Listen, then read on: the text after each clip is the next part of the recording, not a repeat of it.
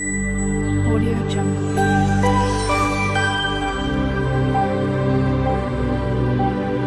Audio Jungle.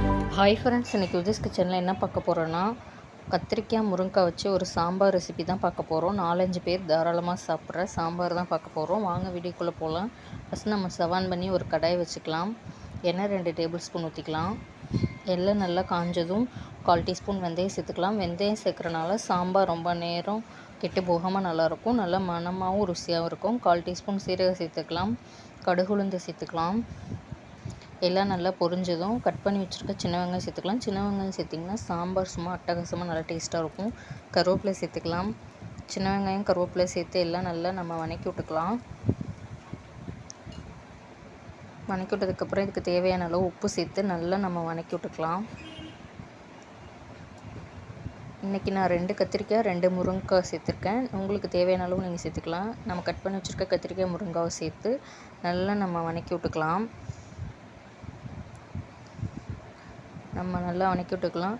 Already நான் பருப்பு தக்காளி பெருங்காயம் எல்லாம் சேர்த்து வேக வச்சு அதை நம்ம கடைஞ்சி சேர்த்துக்கலாம்.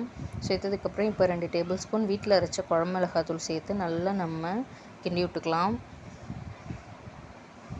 இங்கே பாருங்கள் குழம்பு எந்த அளவுக்கு நல்லா கொதிக்குதுன்னு.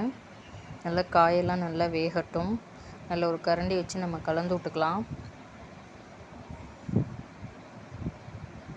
இங்கே பாருங்கள் காயெல்லாம் வெந்து குழம்பு எந்த அளவுக்கு ரெடியாக இருக்குன்னு. இப்போ புளி நம்ம கரைச்சி வச்சுருக்க புளி கரைசலை சேர்த்துக்கலாம்.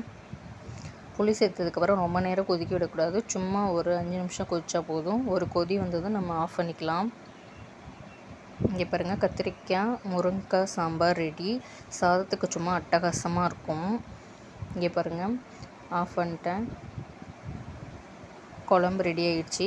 வீடியோ பிடிச்சிருந்தால் லைக் பண்ணுங்கள், ஷேர் பண்ணுங்கள், கமெண்ட் பண்ணுங்கள். மறக்காமல் விஜய்ஸ் கிச்சனை சப்ஸ்கிரைப் பண்ணிக்கோங்க. தேங்க்யூ, பாய் பாய். நெக்ஸ்ட் வீடியோவில் சந்திக்கலாம்.